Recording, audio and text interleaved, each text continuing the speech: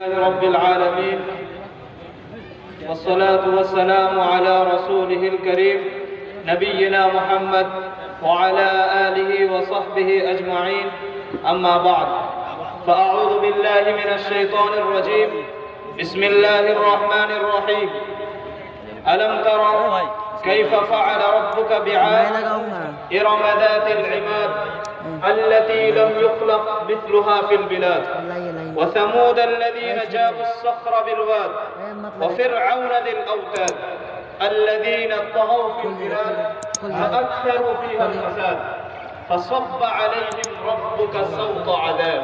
یہاں پر کچھ بولنا، اپنی قوم کو خطاب کرنا، اپنی قوم کے ساتھ کچھ باتیں کرنا، یہ ایک امانت ہے.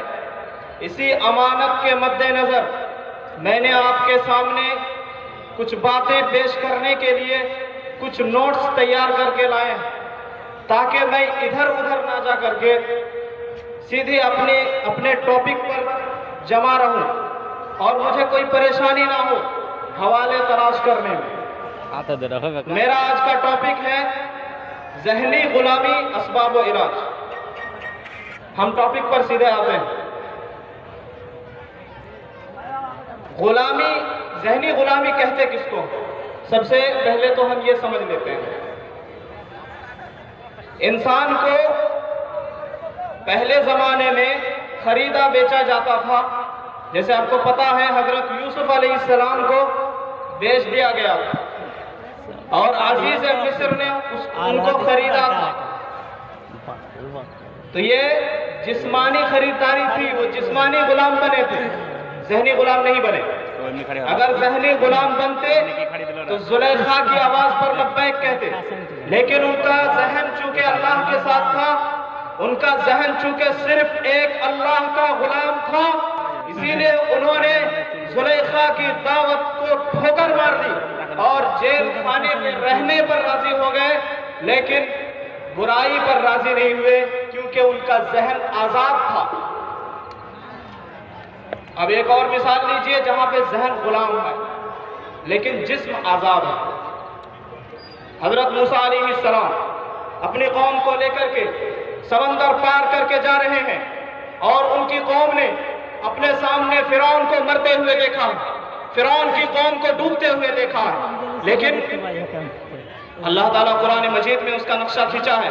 وَجَاوَزْنَا بِبَنِي إِسْرَائِيلَ الْبَحْرَ فَأَتَوْا عَلَىٰ قَوْمٍ يَعْكُفُونَ عَلَىٰ أَصْنَامٍ لَهُمْ قَالُوا يَا مُوسَى اجْعَل لَّنَا إِلَٰهًا كَمَا لَهُمْ آلِهَةٌ. کہ جب بنی اسرائیل موسیٰ علیہ السلام کی قوم گزر رہی تھی تو ان کا گزر ایک ایسے جگہ سے ہوا جہاں کچھ لوگ بتوں کے سامنے تو جو پراتھنا ہوتی ہے، جو پوجا ہوتی ہے یا جو کچھ بھی ہوتا ہے وہ کر رہے تھے. تو چونکہ ان کا ذہن غلام تھا، انہوں نے بت پرستی کو فرعون کے زمانے میں دیکھا تھا.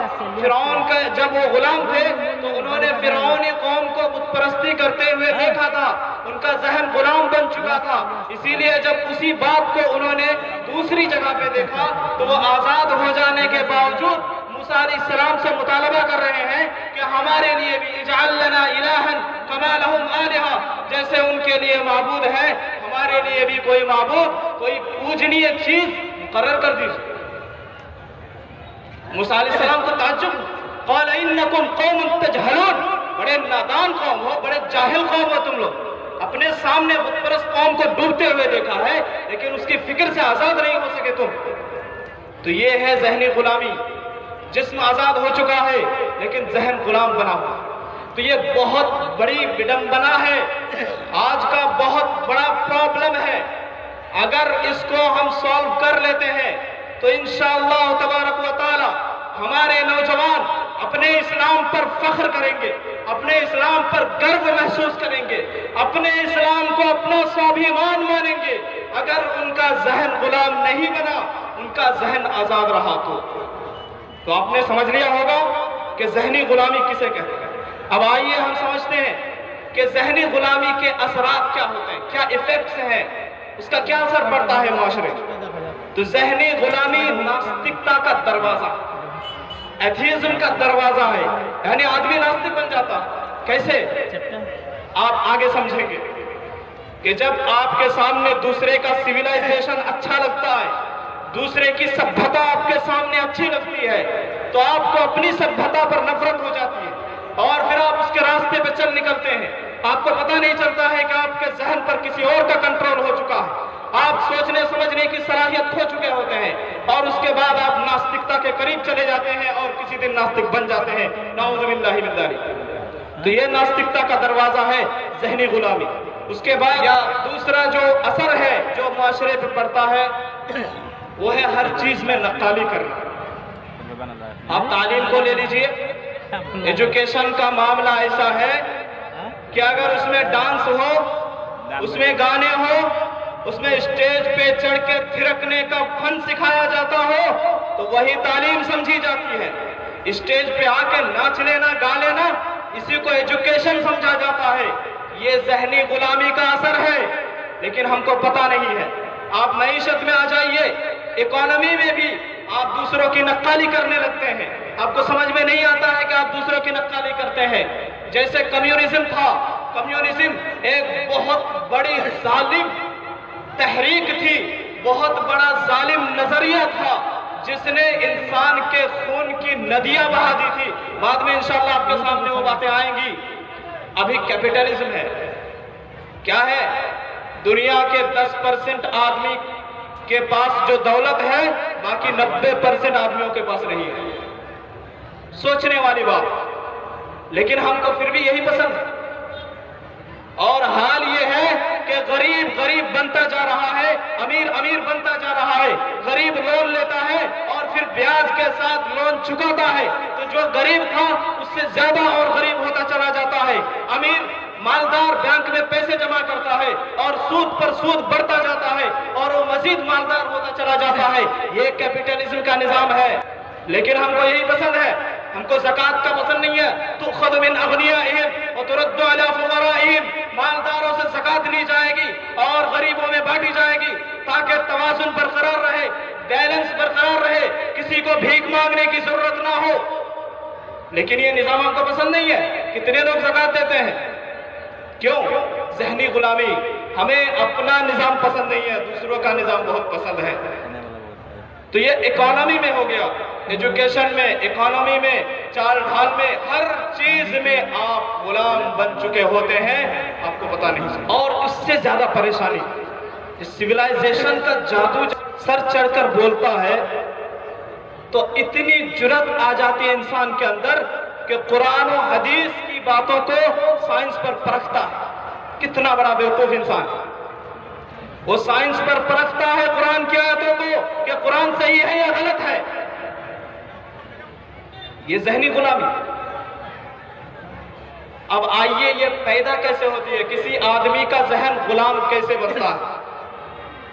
حالانکہ آپ جب غور کریں گے، اسلامک سویلائزیشن جب قائم ہوا تھا، ہمارے حبیب، ہمارے پیارے نبی حضرت محمد مصطفیٰ صلی اللہ علیہ وسلم نے جب ہمارے سویلائزیشن، اسلامک سویلائزیشن کی بنیاد رکھی تھی، اور جہاں جہاں آپ صلی اللہ علیہ وسلم کی تربیت یافتہ صحابہ کرام گئے تھے، سب کے سب اسلام کے رنگ میں رنگ گئے تھے۔ آج مسلمانوں کے 56 ممالک ہیں۔ نبی صلی اللہ علیہ وسلم جب کھڑے ہوئے تھے تب اکیلے تھے، لیکن اس سویلائزیشن کی طاقت تھی، قرآن کا معجزہ تھا، اسلام ایک معجزہ تھا جس کی وجہ سے قلیل عرصے میں پورے عرب اور پورے افریقہ، ایشیا کے ممالک اور یورپ تک پہنچ گیا۔ اب اسی کا کمپریزن ہم اگر مغربی تہذیب، ویسٹرن کلچر، اسی طرف میں اشارہ کر رہا ہوں، جو یورپ کی تہذیب ہے، جو امریکہ کی تہذیب ہے، جو انگریزوں کی تہذیب ہے، ان کی تہذیب کا اگر ہم مطالعہ کرتے ہیں تو آپ پائیں گے کہ یہ جہاں جہاں گئے ان کا مذہب نہیں پھیلا، ان کا نظریہ نہیں پھیلا۔ جیسے بریٹن انڈیا میں آیا تھا، کتنے % ہے عیسائی؟ اسی طرح مصر میں، عراق میں، شام میں، یہ بریٹن، فرانس، امریکہ، رشیا، ان لوگوں نے قبضہ کیا ہوا تھا۔ نائجیریا، مالی، چاڈ، برکینا فاسو، کتنے ممالک کا نام لیں گے آپ؟ سب کو انہوں نے اپنی سامراجیت کے اندر میں لیا ہوا تھا، لیکن اسلام کو مٹا نہیں پائے۔ اگر ان کا سویلائزیشن اتنا طاقتور ہوتا تو جیسے اسلام پھیلا تھا ویسے ان کی عیسائیت یا ان کی ناستکتا یا ان کی دہریت بھی پھیل چکی ہوتی۔ لیکن اس سے پتہ یہ چلتا ہے کہ یہ لوگ کامیاب نہیں ہو سکے۔ یہ جہاں بھی گئے، اگرچہ انہوں نے ظلم و بربریت کا مظاہرہ کیا، کروڑوں انسانوں کا خون بہایا، لیکن ان کو واپس آنا پڑا، ان کا سویلائزیشن نہیں پھیل سکا۔ تو یہ اسلامی سویلائزیشن اور ویسٹرن سویلائزیشن کے درمیان ایک بہت بڑا فرق ہے کہ یہ لوگ اپنی بات نہیں منوا سکے۔ اب آتے ہیں ذہن، آپ کا جو دماغ ہے، آپ کا جو مائنڈ ہے، یہ کیوں دوسرے کا غلام بن جاتا ہے، اس پر ہم غور کریں گے۔ سب سے پہلا سبب جو ایکسٹرنل سبب ہے، آپ کی ذات سے ریلیٹڈ نہیں ہے بلکہ باہر سے آپ پر ایفیکٹ پڑتا ہے، تو وہ پہلا سبب ہے میڈیا۔ اس پر بات کرنے کی میرے خیال سے ضرورت نہیں ہے۔ میڈیا میں آپ کے مسلم شاسکوں کو لٹیرا اور گنڈا اور چور ڈاکو بنا کر کے پیش کیا جاتا ہے تاکہ آپ کی نظر میں خود آپ کا سویلائزیشن برا بن جائے۔ میڈیا میں مسلمانوں کی چھوی کو خراب کر کے پیش کیا جاتا ہے تاکہ آپ کے ذہن میں مسلمانوں کی چھوی خراب بیٹھ جائے۔ ایک بچہ بچپن سے لے کر کے بڑھاپے تک ایک ہی چیز بار بار دیکھ رہا ہے، اسلام ہی قصوروار ہے، مسلمان ہی قصوروار ہے، مسلم شاسک ہی گنڈے ہیں، لٹیرے ہیں، ڈاکو ہیں، خونی ہیں، درندے ہیں۔ تو ظاہر سی بات ہے اس کا ذہن کیا سوچے گا؟ اس کا ذہن تو یہی سوچے گا کہ واقعی میں اسلام نے ایسی تعلیم دی ہے جو لوگوں کو درندگی سکھاتی ہے، سوچے گا۔ تو میڈیا بہت بڑا کارن ہے، بہت بڑا سبب ہے آپ کے ذہن کو غلام بنانے کا۔ تو اس لیے اس سے سترک رہنے کی ضرورت ہے۔ اس کے بعد دوسرا سبب فلم اور سیریل۔ آپ نے دیکھا ہوگا ایک نوجوان ہے، بال کو ادھر سے چھوٹا کر لیا اور اوپر سے بڑا کر لیا ہے، رنگ لگا دیا ہے، پینٹ پہنا ہے، پھٹی ہوئی پینٹ ہے، کیونکہ اس نے اپنے ہیرو کو پھٹی ہوئی پینٹ پہنتے ہوئے دیکھا تھا۔ ٹی شرٹ پہنا ہے، اس میں کریسٹ کا نشان ہے، کروس کا نشان ہے، صلیب کا نشان ہے، لیکن اس کو کوئی فکر نہیں کیونکہ اس کا ہیرو جو ہے اس نے یہ لباس پہنا تھا۔ عجیب و غریب قسم کے جوتے پہنے ہوئے ہیں، کیوں؟ کیونکہ اس کے ہیرو نے پہنا تھا۔ اب چل رہا ہے، عجیب و غریب حرکتیں کر رہا ہے، لڑکی سامنے آ رہی ہے، اس کو گھور رہا ہے، نظریں گڑا کر کے دیکھ رہا ہے، کیوں؟ کیونکہ ہیرو نے لڑکی پٹانے کی اس کو تعلیم دی ہے۔ اس نے فلم میں دیکھا ہے کہ ہیرو کو کیسے پٹایا جاتا ہے، اسی لیے وہ لڑکی کو گھور رہا ہے۔ اور پھر لڑکی بھی اگر فلم دیکھی ہے، اس کا ذہن بھی تبدیل ہو چکا ہے، اس کا ذہن بھی غلام بن چکا ہے، تو پھر اس کے جال میں وہ پھنس جاتی ہے، اور اس کے بعد پھر آگے کا معاملہ واضح ہے، اور ایک دن پھر سماج میں یہ منہ دکھانے کے لائق نہیں رہتے۔ ہیرو کو فلم میں اس طرح پیش کیا جاتا ہے کہ چاہے وہ کروڑوں انسانوں کو قتل کر دے، وہ زنا کرے، فحاشی کرے، جو بھی کرے، ہیرو کے سپورٹ میں آپ بنے رہتے ہیں پوری فلم میں۔ پوری فلم میں آپ چاہتے ہیں کہ ہیرو ہی جیتے، بھلے ہی ساری دنیا تباہ ہو جائے، اور یہی فلم والے آڑھی بڑھائی جاتی ہے تاکہ آپ کے ذہنوں میں اسلام کی چھوی خراب ہو۔ عربوں کو ایسا دکھایا جاتا ہے، جو ہمارے پیارے نبی محمد مصطفیٰ صلی اللہ علیہ وسلم کی قوم ہے عرب، ان کو کیا دکھایا جاتا ہے؟ لڑکیوں کی اسمگلنگ کی جاتی ہے اور ان کے پاس بھیجا جاتا ہے۔ عربوں کی تصویر ہمیشہ نیگیٹو میں آپ کو دکھائی جاتی ہے۔ یہ سب آپ کے مائنڈ پر کنٹرول کرنے کے لیے کیا جاتا ہے، آپ کے مائنڈ پر قبضہ کیا جا رہا ہے کہ کوئی بھی داڑھی والا آپ کے سامنے نظر آئے تو آپ کو آتنکوادی لگے، کوئی بھی داڑھی والا آپ کو نظر آئے تو گنڈا لٹیرا نظر آئے، کوئی بھی کرتا پاجامہ میں ملبوس آپ کو نظر آئے تو حیوان اور درندہ نظر آئے، اور کوٹ پینٹ والا جو ہے بہت بڑا مہذب ہے، بہت بڑا سیولائزڈ انسان ہے، چاہے وہ زنا کرے، چاہے وہ فحاشی کرے، چاہے وہ قتل عام برپا کرے، چاہے وہ دھوکہ دے، خیانت کرے، رشوت کھائے، سود کھائے، کچھ بھی پرواہ نہیں، दारू पिए, कोई परवाह नहीं, वो पैंट शर्ट में है, कोट पैंट में है, इसलिए वो सिविलाइज्ड है, वो मुहज्जब इंसान है, वो सभ्य इंसान है। और एक दाढ़ी वाला इंसान के सामने आपके सामने आता है तो आपके जहन में वही नेगेटिव पहलू आता है, आपको पता नहीं चलता है, आपको एहसास नहीं होता है कि आपका जहन किसी और के कंट्रोल में है। यही है ज़हनी गुलामी, कि जहां आप दिन और रात को तमीज करने का जो की सलाहियत होती है वो भूल जाते हैं। अब आते हैं एक और बात फिल्म और सीरियल के ताल्लुक से। फिल्म में भी मुस्लिम हुक्मरानों को लुटेरा दिखाया जाता है। अभी अभी कुछ ही महीना पहले या साल पहले अलाउद्दीन खिलजी के बारे में, जो इतने अच्छे शासक थे हमारे, उनकी छवि को खराब करके दिखाया गया। और इस तरह के बहुत सारी मिसालें।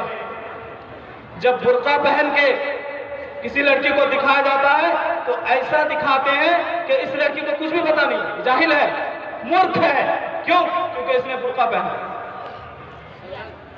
ये आपके माइंड को तैयार किया जाता है, लेकिन अफसोस की बात है कि हम सोए हुए हैं, हमको पता नहीं। आइए अब तीसरे सबब की तरफ बढ़ते हैं। तीसरा सबब है आपका सिलेबस, आपकी तालीम। किताबों में आप देखते हैं कि आपके जब भी दूसरी कौमों की बात आती है तो उनके फजीलत, उनकी अहमियत बताई जाती है, लेकिन जब मुसलमानों की बात आती है तो उसमें बखेली और कंजूसी की जाती है। इसी तरह साइंस के मामले में टीचर बहुत कोशिश करता है कि इस्लाम को साइंस के खिलाफ पेश करे। इसी तरह आपको नाच गाने को बतौर फन, बतौर सब्जेक्ट पढ़ाया जाता। तो इतनी कोशिशें क्यों हो रही हैं अपने सिविलाइजेशन को मनवाने के लिए?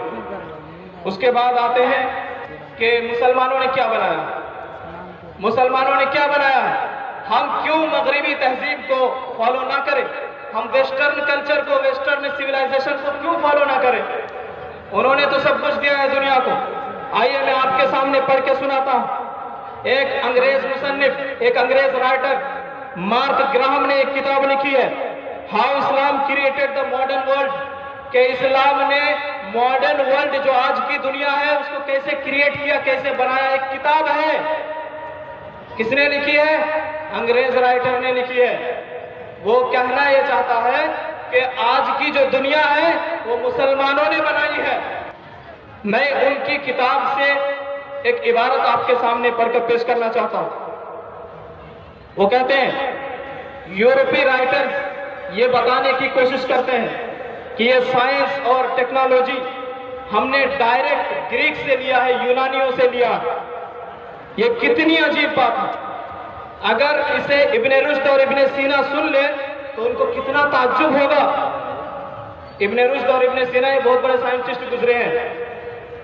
इसी तरह जब यूनानी उलूम, यानी जब ग्रीक साइंस का तर्जुमा, यानी ग्रीक साइंस का ट्रांसलेशन मुसलमानों ने किया, उस पर रिसर्च किया, एक्सपेरिमेंट किया। यूनानियों ने, ग्रीक ने किताब तो लिख दी थी, अपनी थ्योरी तो पेश कर दी थी, लेकिन उन्होंने एक्सपेरिमेंट नहीं किया था, उन्होंने तजुर्बा नहीं किया था। तजुर्बा किसने किया? मुसलमानों ने किया। और फिर सब कुछ यूरोप को मुसलमानों ने दिया। यही कह रहे हैं अब वक्त आ चुका है कि हम भूली बसरी यादों को ताजा करें। बेशक हम जिस तरह प्लेटो और हिपोक्रेट्स के वारिस हैं, इसी तरह इब्ने रुश्द और राजी के भी वारिस हैं। ये एक अंग्रेज राइटर की जबान से आपके सामने मैं पेश कर रहा हूं। इसी तरह एक रशियन राइटर जोस्ताव लेबोन, उसका नाम है, रशियन में एक किताब लिखी है, ला सिविलाइजेशन देश अरब्स, ये रशियन लैंग्वेज है। उसका तर्जुमा हो चुका है अरबी में हजारतुल अरब के नाम से, यानी अरबिक सिविलाइजेशन। उसमें वो राइटर कहता है, इस्लामी खलीफा जो थे, यानी इस्लामी हुक्मरान जो थे, वो आजकल के लोगों से ज्यादा सूझबूझ वाले थे। आजकल के जो शासक हैं, जो डेमोक्रेसी चिल्लाते हैं, उनसे ज्यादा जो सूझबूझ रखने वाले थे वो हमारे मुस्लिम हुक्मरान थे। कौन कह रहा है? रशियन राइटर कह रहा है। उसके बाद कहते हैं कि इन मुस्लिम हुक्मरानों ने जान लिया था کہ مذہب کو زبردستی تھوپا نہیں جا سکتا، لہذا انہوں نے ہر علاقے کے نواسیوں کے ساتھ نرمی کا برتاؤ کیا، ان کے قانون، ان کے سسٹم اور ان کی آستھا سے کوئی چھیڑ چھاڑ نہیں کی، ایک معمولی سا جزیہ کے علاوہ کچھ بھی لاگو نہیں کیا۔ وہ جزیہ بھی ان ٹیکسوں سے بہت کم تھا جو اس سے پہلے کے حکمرانوں نے ان پر لگائے تھے، جبکہ پہلے سے زیادہ وہ محفوظ تھے، یعنی پہلے کے حکمرانوں کے زمانے میں جتنے سرکشت نہیں تھے اس سے زیادہ مسلمانوں کے دور حکومت میں وہ سرکشت تھے۔ لہذا حقیقت یہی ہے کہ دنیا کی قوموں نے عربوں جیسا نرم دل کوئی بھی نہیں دیکھا ہے، اسلام جیسا دین کوئی نہیں دیکھا۔ یہ رشین رائٹر کی زبان سے۔ ایک اور آخری جرمن رائٹر، یہ عورت ہے، ان کا نام ہے زیگریڈ ہونکے۔ انہوں نے ایک کتاب لکھی جرمن میں جس کا ترجمہ عربی میں ہو چکا ہے۔ کتاب کا مطلب یہ ہے، ٹائٹل ہے کہ اللہ کا سورج جب یورپ پر چمک رہا تھا، یورپ پر اللہ کا سورج چمک رہا تھا، یعنی اسلام چمک رہا تھا۔ وہ کہتے ہیں ہمیں اچھی طرح معلوم ہے کہ ہم جس کاغذ پر لکھتے ہیں وہ عربوں کا ایجاد ہے، عربوں نے آوشکار کیا تھا۔ آج ہم بڑے بڑے راکٹ دیکھتے ہیں، کس نے ایجاد کیا؟ کیا چائنیز لوگوں نے بارود کو دیکھ کر کے راکٹ کا خیال کیا تھا؟ نہیں کیا تھا۔ جی اتہاس کار رشید الدین بتاتے ہیں منگولی لیڈر قبلائی خان عربی محل میں ایک درخواست لے کر آئے۔ کیا درخواست لے کر آئے؟ کہا کہ دمشق اور بالابک شہر کے جو انجینئر ہیں اور ان کے جو 3 بیٹے ہیں جنہوں نے راکٹ بنانے کا نظریہ پیش کیا ہے، انہیں ہمارے ساتھ بھیج دیجیے۔ تو آگے کہتے ہیں کہ عربک سائنٹسٹ نے 12ویں صدی میں، آج 21ویں صدی ہے، 900 سال پہلے کی بات ہے، 12ویں صدی میں بلاسٹڈ بارود کی تھیوری پیش کی۔ تو یہ مسلمانوں کے سائنس کو چرا کر کے، مسلمان کے ناموں کو مٹا کر کے اپنے نام سے، اپنا سویلائزیشن کے نام پر پیش کر رہے ہیں۔ یہ میں اپنے مسلمانوں کی کتاب سے نہیں پڑھا، بلکہ خود ان کے ایک رشین رائٹر ہے، ایک امریکن رائٹر ہے، ایک جرمن رائٹر ہے، ان کی کتابوں کے جملے آپ کے سامنے میں نے پڑھ کے سنائے ہیں۔ فیصلہ آپ کے ہاتھ میں ہے۔ کچھ ہماری بھی کوتاہیاں، یہ تو ان کی سازشیں ہیں۔ میں نے بتایا آپ کے سامنے کہ وہ کس طرح سے آپ کے مائنڈ کو کنٹرول کر رہے ہیں، میڈیا کے ذریعے سے، فلم اور سیریل کے ذریعے سے، اپنے نصابی اور سلیبس کی کتابوں کے ذریعے سے، اسی طرح سائنس کا دھونس جمع کر کے آپ کے مائنڈ کو کنٹرول کر رہے ہیں۔ یہ تو ان کا کارنامہ ہے، لیکن ہمارا جو رویہ ہے، ہمارا جو ریاکشن ہے، یہ اطمینان بخش نہیں ہے۔ ہمارا ریاکشن کیا ہے کہ ہمارے نوجوان قلت علم کے شکار۔ افسوس کی بات ہے جب آپ کے سامنے کوئی غیر مسلم یا کوئی ناستک آ کر کے کہتا ہے کہ ہمیں اسلام پسند نہیں ہے کیونکہ محمد عربی صلی اللہ علیہ وسلم نے جہاد کر کے کفار و مشرکین کو قتل کیا، لیکن آپ کے پاس جواب نہیں ہوتا کیونکہ آپ کے پاس علم نہیں ہے۔ اگر علم ہوتا تو آپ جواب دیتے اس کو کہ چین کا ماؤ سی تونگ جو ہے، اکیلے اس نے 70 ملین انسانوں کو قتل کیا تھا، جنگ میں نہیں بلکہ امن کے زمانے میں۔ 70 ملین کو آپ گن سکتے ہیں؟ 70 ملین مطلب 7 کروڑ، 7 کروڑ انسانوں کا قاتل خونی یہ ناستک ہے۔ اور آج آپ کے سامنے جو کہہ رہا مجھے ناستک بننا ہے، کیوں؟ کیونکہ اسلام نے جہاد کیا، اسلام والوں نے جہاد کیا ہے۔ آپ پورے اسلامی اتہاس کو اٹھا کر کے دیکھ لیجئے، 70 کروڑ قتل کبھی نہیں ہوا تھا، کسی بھی زمانے میں نہیں ہوا تھا۔ 1200 سال تک مسلمانوں کا سویلائزیشن پورے ڈنکے کی کھوٹ ساری دنیا پہ اپنی بات منوا رہا تھا اور سارے لوگ اس کو مان رہے تھے۔ اتنے بڑی مدت میں 1200 سال کے زمانے میں آپ ایک جنگ نہیں دکھا سکتے جہاں پر ہلاکت کی تعداد، مرنے والوں کی تعداد لاکھ تک یا کروڑ تک پہنچی ہو۔ کروڑ تک تو پہنچنے کا سوال ہی نہیں، لیکن یہ آدمی 27 سال حکومت کی تھی، ماؤ سی تونگ، جس کے نام پہ تحریکیں بنی، تنظیمیں بنی، ماؤوادی لوگ۔ اب سنے ہوں گے ماؤوادی لوگ، یہ اسی کے سپورٹر ہیں۔ یہی ماؤ سی تونگ ہے جس نے 70 ملین 7 کروڑ انسانوں کا قتل عام کیا تھا۔ ان کے چہرے خود کالے ہیں اور اسلام پر سوال کرنے آتے ہیں۔ تو یہ آپ کے پاس علم ہوگا تبھی آپ مقابلہ کر سکتے ہیں، اور आपको जब दूसरे के सिविलाइजेशन का काला चेहरा नजर आएगा, तब आपको इस्लाम का साफ और शफाफ चेहरे का पता चलेगा। अब आइए, ये कम इल्मी एक निशानी। दूसरी निशानी, आमाल कल्ब में कोताही। देखिए, इबादत की बहुत सारी किस्में हैं। आप ज़कात सुने हैं, नमाज सुने हैं, रोज़ा सुने हैं, लेकिन दिल की भी कुछ इबादतें हुई। दिल की इबादत के बारे में अफसोस की बात है, कोई सोचता ही नहीं। दिल की इबादत, अल्लाह की अज़मत को अपने दिल में बिठाना। ज़हनी गुलामी का सत्यानाश करने के लिए इस्लाम ने तौहीद को आपके सामने रखा था कि किसी के सामने आपका सर झुक ही नहीं सकता। सिर्फ झुकेगा तो सिर्फ एक ही ज़ात अल्लाह के सामने झुकेगा, क्योंकि कायनात में जितनी चीजें पाई जाती है, चाहे पहाड़ हो, चाहे दरिया हो, चाहे पत्थर हो, चाहे दरख्त हो, कुछ भी हो, सब के सब आपकी ताबेदारी के लिए बनाए गए हैं। आप उनके सामने झुक नहीं सकते हैं। ये अल्लाह तबारक व तआला ने आपको इज्जत व एहतराम दिया है कि आपका मर्तबा इतना छोटा नहीं है कि आप मामूली चीजों के सामने अपने सरों को झुका ले, अपने जहन को गुलाम बना ले। इसीलिए तौहीद का कॉन्सेप्ट इस्लाम ने दिया। समझते नहीं है तौहीद, ये तो समझते हैं कि शिर्क सबसे बड़ा जुल्म है अल्लाह तबारक व तआला के हक में, लेकिन ये नहीं समझते हैं कि शिर्क इंसान की सबसे बड़ी बेइज्जती है। वो अपने जो है आइडेंटिटी को बेच रहा है। वो स्वीकार कर रहा है कि मैं तुम्हारे सामने अपना सर झुका रहा हूं, मैं तुमसे कमतर हूं। इंसान को अल्लाह तबारक व तआला ने कमतर नहीं बनाया। वलक़द कर्रमना बनी आदम, हमने बनी आदम को मुकर्रम बनाया, बाइज्जत बनाया है। वो किसी के सामने नहीं झुकेगा, वो सिर्फ अल्लाह के सामने झुकेगा। वक्त मुझे इजाजत नहीं देता, वरना मैं आमाल कल्ब के बारे में और बताता। दिल की इबादत, अल्लाह से डरना, ये दिल की इबादत है। अल्लाह से मोहब्बत करना, ये दिल की इबादत है। हर चीज में इखलास और नियत, ये दिल की इबादत है। खुशू और खुजू, ये सब दिल की इबादत है। अल्लाह तबारक व तआला का जिक्र जबान से भी होता है, दिल से भी होता है। तो ये दिल जो होता है, इदा सलहत सलहल जसद कुल्लु व इदा फसदत फसदल जसद कुल्लु। जब आपका दिल, आपका दिमाग फसाद यानी बर्बाद हो जाए, तबाह हो जाए, सोचने की समझने की सलाहियत खत्म कर दे, गौर फिक्र की सलाहियत ना रहे, तो आपकी पूरी जिंदगी, आपका पूरा जिस्म बर्बाद है। ये जहनी गुलामी, इससे भी आप ले सकते हैं।